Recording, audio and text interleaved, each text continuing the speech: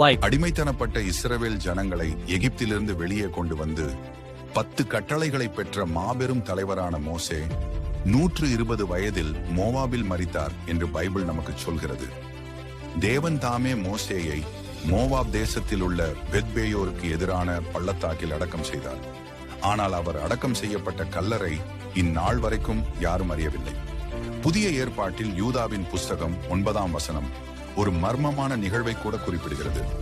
பிரதான தூதனான மிகாவேல் மோசேயின் உடலை பற்றி பிசாசுடன் தர்க்கம் செய்தார் என்று சொல்லப்பட்டிருக்கிறது.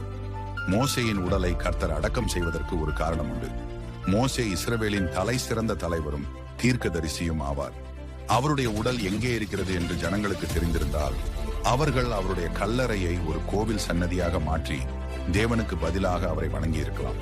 அதனால் இஸ்ரவேலரை விக்கிரக வழிபாட்டிலிருந்து பாதுகாக்கவும் அவரது இளைப்பாறுதலை ஒரு தெய்வீக ரகசியமாக வைத்திருக்கவும் கர்த்தர் அவரை அடக்கம் செய்தார். மோசேயின் வாழ்க்கை கர்த்தரை முழு மனதுடன் பின்பற்ற நம்மை